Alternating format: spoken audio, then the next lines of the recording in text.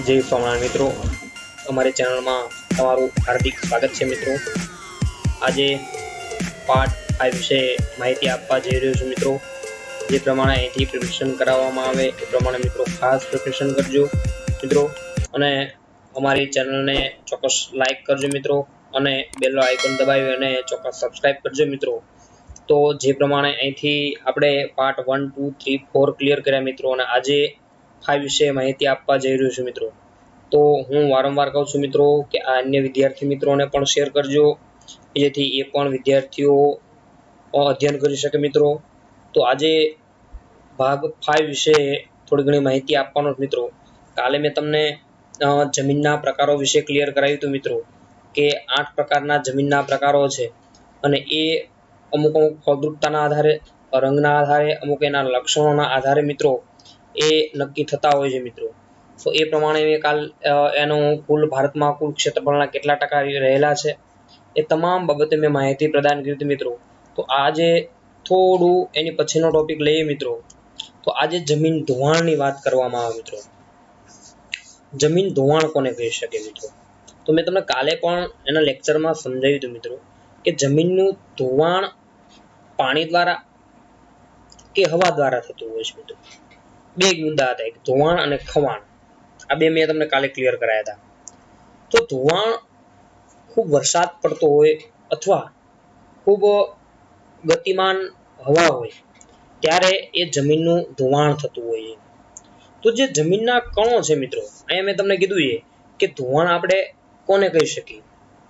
तो धोवाण आपणे एने कही शकीए। मित्रों, खास आईएमपी छे, जरा क्लियर करजो। मित्रों, धोवाण एटले के जमीनना कणोनुं गतिशील हवा के पाणी द्वारा एक स्थळेथी बीजा स्थळे थतुं स्थळांतर। के धोवाण आपणे एने कही शकीए के भाई जमीनना जे झीणा झीणा बारीक कणो छे मित्रों, ए कणो पाणी द्वारा के हवा द्वारा एक जग्याएथी बीजी जग्याए स्थळांतर करे छे त्यारे ए આપણે એવું કહેતા હોઈએ જમીનનું ધોવાણ થયું। મિત્રો, તો જમીનનું ધોવાણ થવાના ઘણા બધા ગેરલાભો છે। મિત્રો, એ પણ હું તમને ક્લિયર કરાવીશ મિત્રો જ્યારે ટોપિક આવશે ત્યારે। તો આગળનો ટોપિક જરા લઈએ, આ ખાસ પ્રિપરેશન કરજો। તો વાત કરે છે કે ઉપલા જમીન કણો ઝડપથી કુદરતી બળો દ્વારા અન્યત્ર સ્થળાંતર થઈ જવું। તમને ખ્યાલ છે મિત્રો કે ધોધમાર વરસાદ પડે છે ત્યારે તમને ખ્યાલ છે કે એની અંદર ભૂવા પડી જતા હોય છે, જમીનનું ધોવાણ થઈ જતું હોય છે, જમીનની ઉપર કાંકરા દેખાતા હોય છે। તો એની વાત કરે છે મિત્રો, એ શું થયું કહેવાય? જમીનનું ધોવાણ થયું કહેવાય। તે એની ઉપરનું પડ બનતા વર્ષો લાગ્યા છે।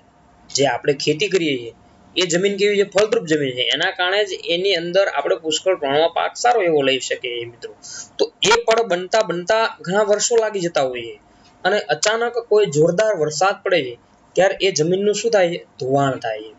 અને આ ધોવાણ થવાના કારણે જે જમીનના ક્ષારો છે, જે સેન્દ્રિય તત્વો છે મિત્રો, એ શું થાય છે કે એનું એક જગ્યાએથી બીજી જગ્યાએ સ્થળાંતર થઈ જતું હોય છે। ત્યાર પછી એ જમીન કેવી બની જતી હોય છે? બિનફળદ્રુપ બની જતી હોય છે મિત્રો, એની વાત કરીએ અહીંયા। તો વધારે વરસાદ પડવાના કારણે કે વધારે તોફાની પવનો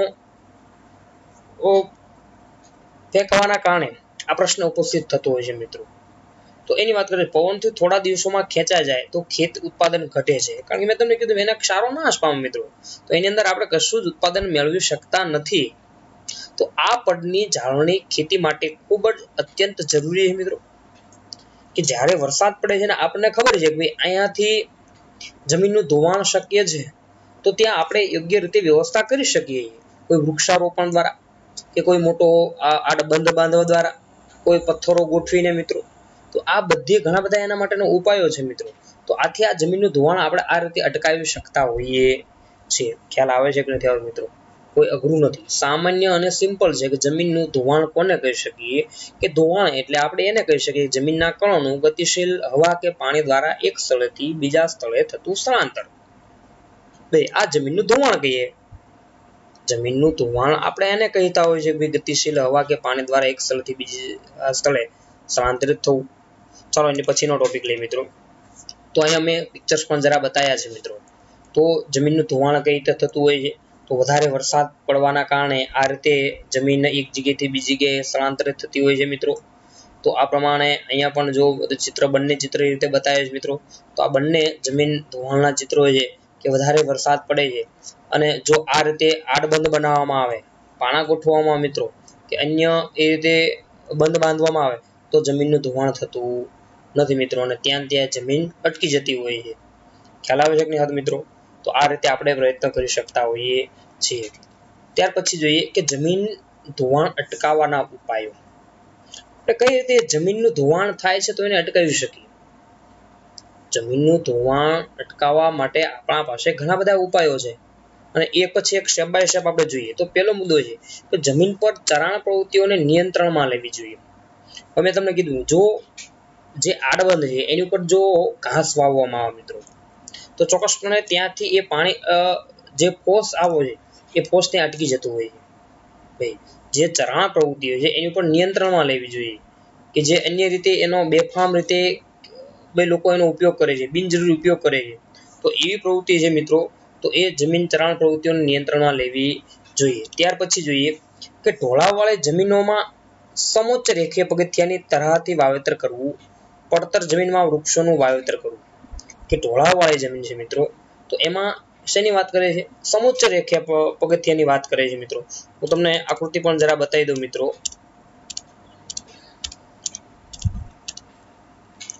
આજે વાત કરે છે કે જમીનનું ધોવાણ આપણે કઈ રીતે અટકાવી શકીએ.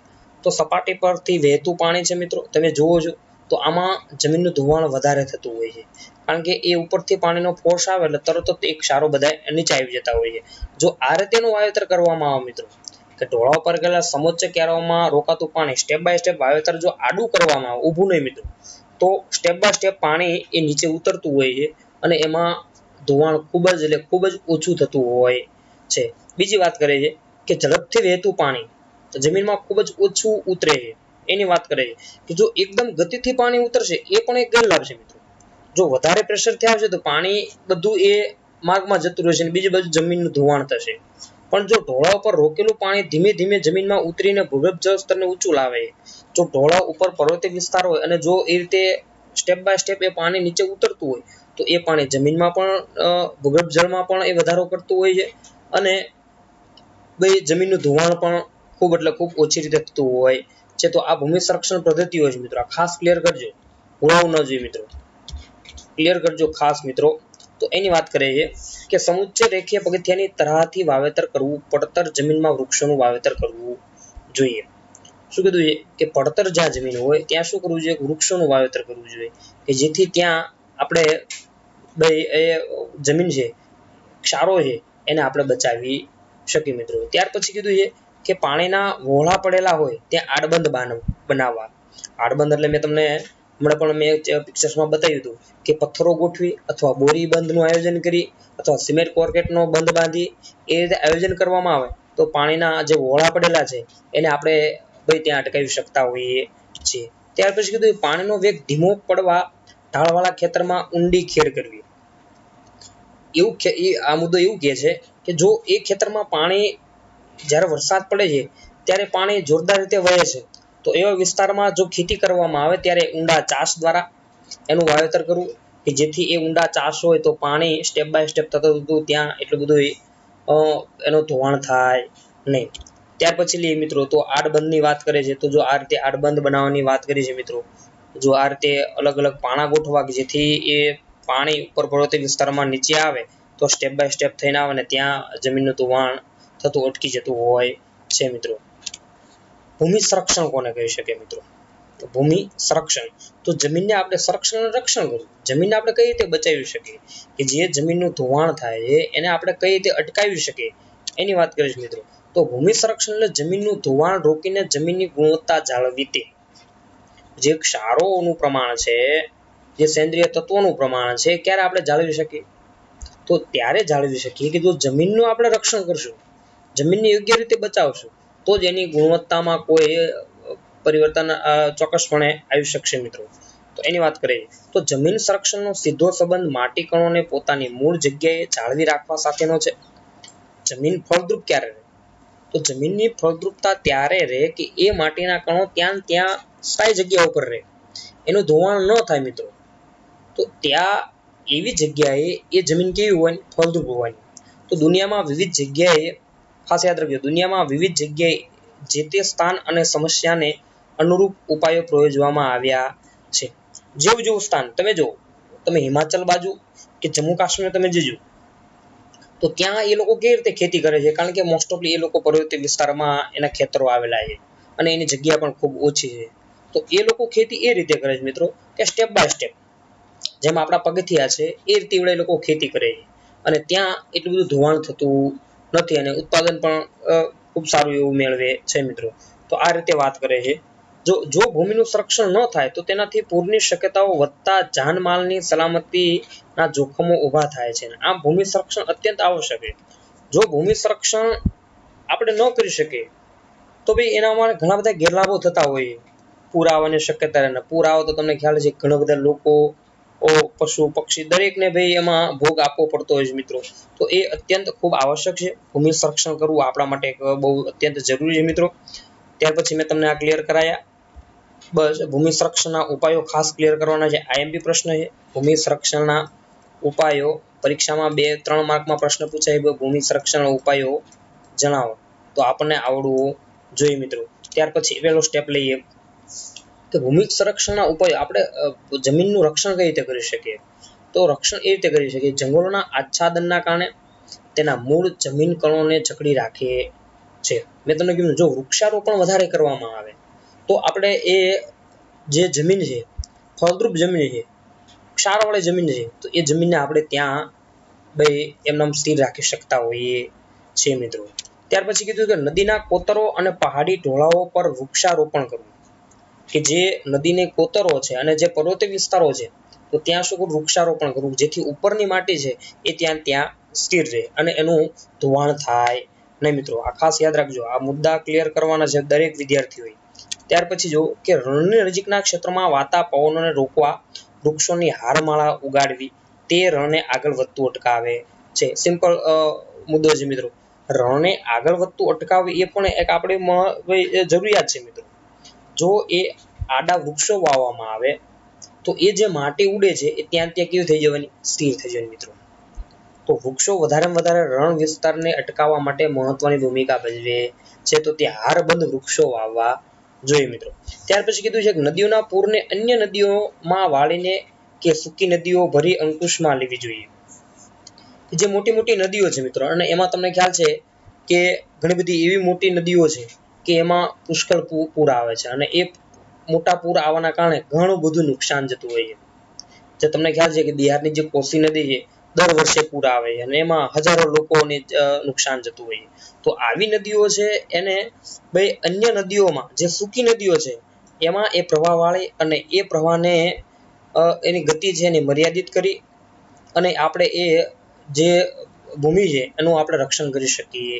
જે ધોવાણ થવાનું છે એ ધોવાણને આપણે ત્યાં અટકાવી શકતા હોઈએ છીએ. ત્યાર પછી લઈએ કે અનિયંત્રિત ચારણથી પહાડોની જમીનનું સ્તર ઢીલું પડે છે અને તેને અટકાવવું જોઈએ. મેં તમને કીધું ઘાસ છે એ વધારે ઘાસ હોય તો પણ જમીનનું રક્ષણ થતું હોય છે, પણ જો ચારણ પ્રવૃત્તિ વધી જાય મિત્રો, અન્ય રીતે એનો ગેર રીતે ઉપયોગ થવા લાગે તો એની જે સ્તર જે એની ક્ષમતા છે, જમીનનું જે સ્તર છે એ કેવું થતું હોય છે, ઢીલું પડી જતું હોય છે અને એના કારણે વરસાદ કે પવન દ્વારા પણ એનું ધોવાણ થઈ જતું હોય છે મિત્રો. ત્યાર પછી જોઈએ ક્ષિતિજ સમાંતર ખેડ, સીડેદાર ખેતરો જેવી પદ્ધતિઓ અપનાવવી જોઈએ. મેં તમને આગળ જે પિક્ચર્સમાં બતાવ્યું પ્રમાણે જે સીડેદાર, મેં તમને કીધું ઉદાહરણ આપ્યું કે ઉત્તર ભારતમાં તમે જાઓ તો કેવા ખેતરો છે, સીડેદાર ખેતરો છે. તો આવી પદ્ધતિથી ખેતી કરવામાં આવે તો ચોક્કસપણે અને ઊંડા ચાસ નાખી અને જો વાવેતર કરવામાં આવે તો ચોક્કસપણે આપણે એને અટકાવી શકતા હોઈએ છીએ મિત્રો. પછી કીધું કે ફળદ્રુપતા ગુમાવી બેઠેલી જમીનમાં પુનઃ સેન્દ્રિય પદાર્થનું ઉમેરણ કરવું જોઈએ, કે જે બિનફળદ્રુપ છે મિત્રો, જે જમીન કેવી છે, બિનફળદ્રુપ છે મિત્રો, એવી જમીનમાં યોગ્ય સેન્દ્રિય પદાર્થો, કુદરતી ખાતર છે, વનસ્પતિનો લીલો પડવા છે, વર્મી કમ્પોસ્ટ ખાતર છે, આવા ખાતરો નાખી ઉમેરી અને જો પછી વાવેતર કરવામાં મિત્રો તો એ જમીન કેવી બની જતી હોય છે, ફળદ્રુપ બની જતી હોય છે મિત્રો. તો આવા પ્રયત્નો કરવાની વાત કરી છે. પછી છેલ્લો મુદ્દો છે કે ઉપરોક્ત ઉપાયો કરવાથી જમીનનું સંરક્ષણ કરી શકાય છે. જમીનનું સંરક્ષણ આજની તાતી જરૂરિયાત છે. જો મિત્રો જમીનનું સંરક્ષણ નહીં કરવામાં આવે તો જમીન પણ એક કુદરતી સંસાધન છે, એને નાશ થતા સેજ બી વાર લાગશે નહીં. તો એનું સંરક્ષણ કરવું એ પણ એક આપણી મહત્વની એક ફરજ બને છે મિત્રો. તો તેના સંરક્ષણ માટે સરકાર, સમાજ અને લોકોએ સહિયારો પ્રયાસ કરવો પડશે. જો આ સહિયારો પ્રયાસ કરવામાં નહીં આવે મિત્રો, તો જે ફળદ્રુપ જમીન છે એમાંથી પણ ધીમે ધીમે બિનફળદ્રુપ જમીન બનતી જશે અને લાંબા ગાળે આપણે એમાં ખેતી નહીં કરી શકીએ અને હજારો લોકોને બેકારીનો વારો આવશે મિત્રો. તો જે પ્રમાણે મેં તમને કીધું એ પ્રમાણે એ જમીનનું સંરક્ષણ કરવું એ આપણી મહત્વની એક તાતી જરૂરિયાત છે મિત્રો. તો આ ખાસ તમામ પ્રકારના મુદ્દા ક્લિયર કરજો. અને મિત્રો આ પાઠમાંથી જે પ્રમાણે અહીંયા આપણો લેસન પૂરો થાય છે, અને ખાસ મિત્રો મેં તમને કીધું એ પ્રમાણે આ વિડીયો છે એને લાઈક કરો, શેર કરો અને જરૂર સબસ્ક્રાઇબ કરો મિત્રો, જેથી અન્ય વિદ્યાર્થીઓ પણ આ વિડીયોનું અધ્યયન કરી શકે મિત્રો. અને આજે આપણે લેસન 1 અને લેસન 8 આ બે લેસન મેં કમ્પ્લીટ કરાય અને કાલે અથવા પરમ દિવસે 2 દિવસમાં હું તમને એક સ્વાધ્યાય અંદર મૂકવાનો છું જે આઈએમપી પ્રશ્ન છે અને એ ખાસ મિત્રો તૈયાર કરવાના રહેશે. જે આ પાઠમાં 3 માર્કનું પૂછાવાનું છે અને જે 3 માર્કના ક્વેશ્ચન છે એ હું તમને ક્લિયર કરાવવાનો છું મિત્રો. તો ખાસ એ પ્રમાણે પ્રિપેરેશન કરજો મિત્રો. ચોક્કસ લાઈક, શેર અને સબસ્ક્રાઇબ કરજો મિત્રો.